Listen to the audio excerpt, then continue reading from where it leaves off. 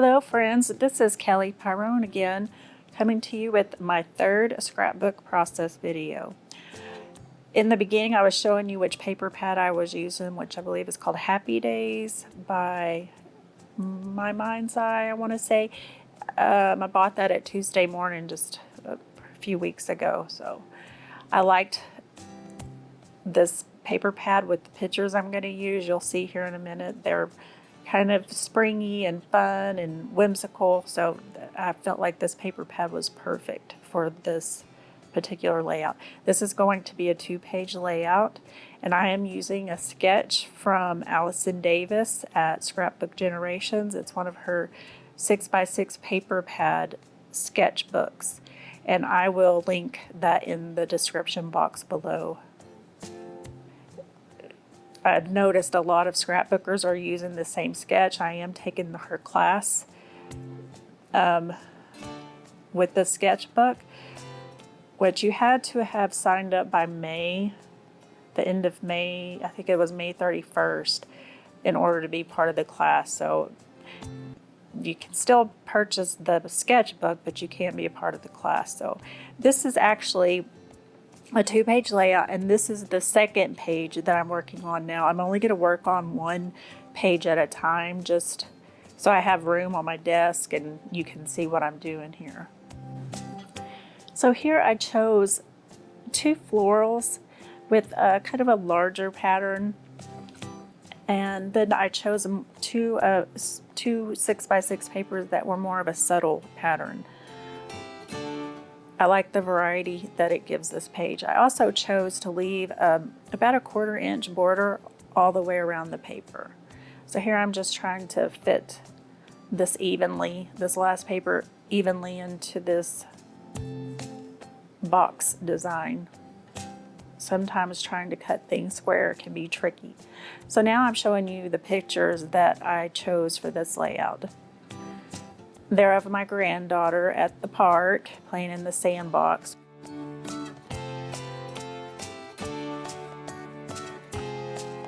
I loved the color of her shirt in these pictures.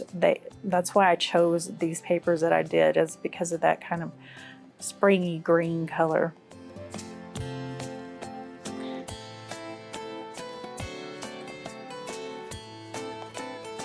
I'm going to also leave a border around these photos, about a 1/4 inch border. I'm checking my measurement there because I can kind of eyeball it and see it's a little bit uneven. Here I'm aligning the photos center, and I want that center line of my photos to match and line up with the center line of the papers where that seam is.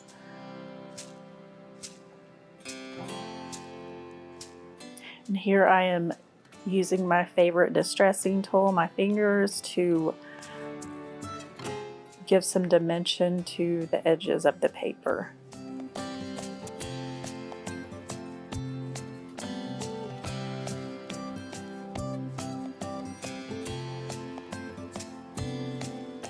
Okay, now on to the first page of this layout.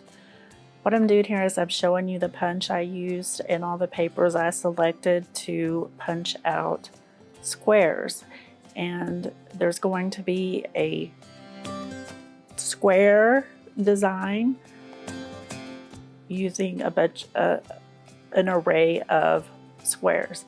And what I did here was I started with the center row. I found the center of my paper and I put that middle square first, and I worked outwards from there. And now I'm working on the top, and then I will continue on down. I think I have a 5x5 array here, so of squares. And in the end, which you don't see me doing here, I do distress. I lift the edges up and give them some definition, and you'll see in a minute that I will stitch these as well. Right now I'm just showing you. I won't bore you with this whole process because it took a little while to try and get them lined up. But I'll show you this one row, how I use my T-ruler to help me get these somewhat straight. And here I'm showing you the stitching detail. I did a crisscross pattern. And I will cut all those loose threads up. So here I'm showing you the base layout for both pages, page 1 and page 2. On page 1, I will have this one photo. This is kind of my highlight photo. I'm going to mount it on some foam. This is just fun foam that has adhesive on one side. I like that it gives some dimension, but it's not too high. I'm going to put it at a little bit of an angle. I've always listened to Shamil's advice. I'm sure you know who Shamil is, but she's always said, you know, if you're going to put a picture or paper at an angle, just do it at a very slight angle. I feel like if you put it at too large of an angle, it's kind of jarring. Now I'm beginning here to build my clusters.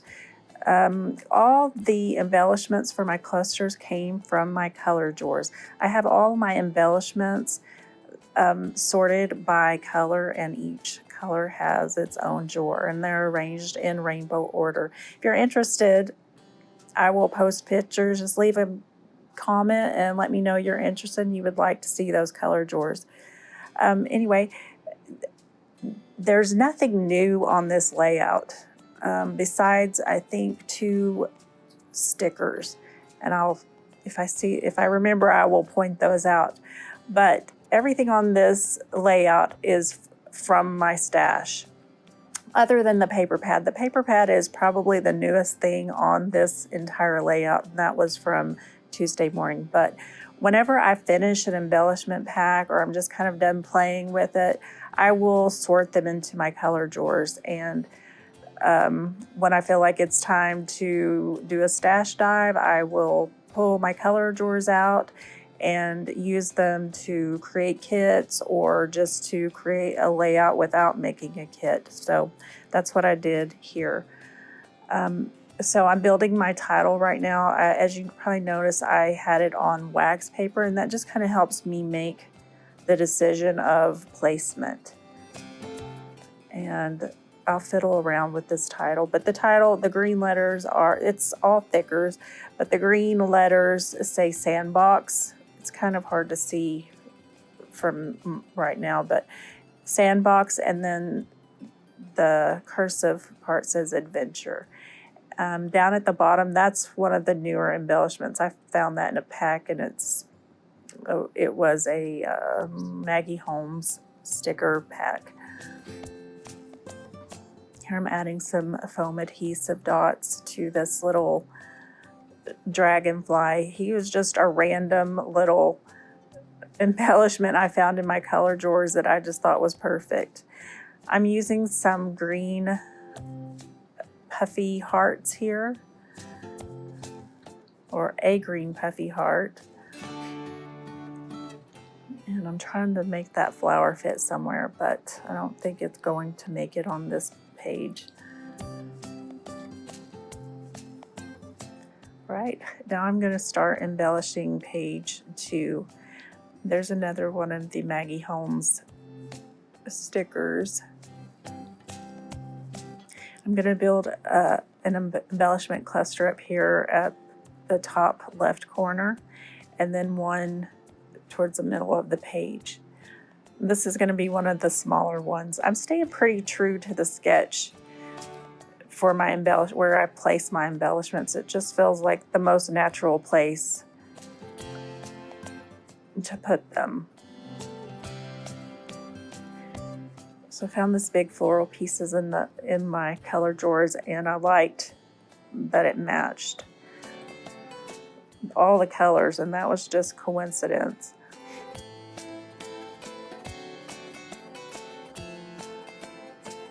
I don't even remember where this die cut came from.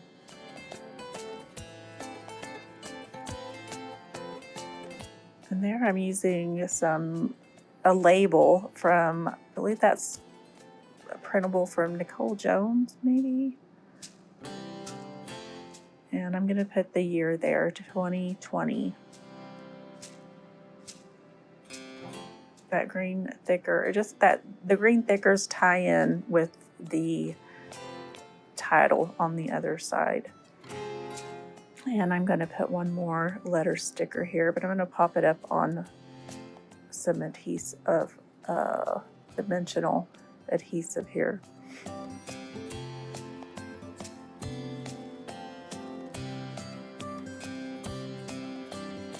And here is the flight of the butterfly. I could not make up my mind. I knew I wanted that butterfly on there to bring in the teal, that darker teal, but I couldn't decide where it should go. So I kind of floated around the page for a couple of minutes. And I think I finally committed to a position, and I'm going to stick that up on some foam adhesive. I only put it in the middle because I like for the wings to have more dimension. And I'm putting some chenille photo corners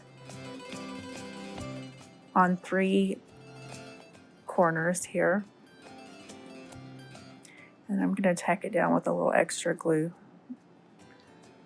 Because the photo corners are sticky, but I don't trust them. So I always add a little extra adhesive or glue.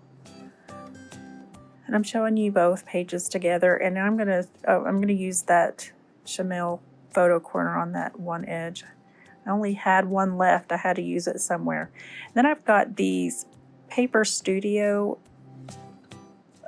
flowers. I'm gonna use those for my final touches. I love these little flowers. They almost feel like cloth or some kind of material, but they have a shimmer to them.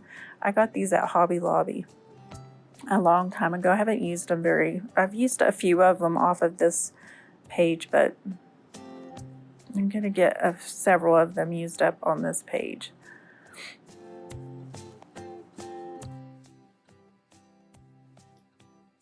Okay, friends, we are nearing the end of the video.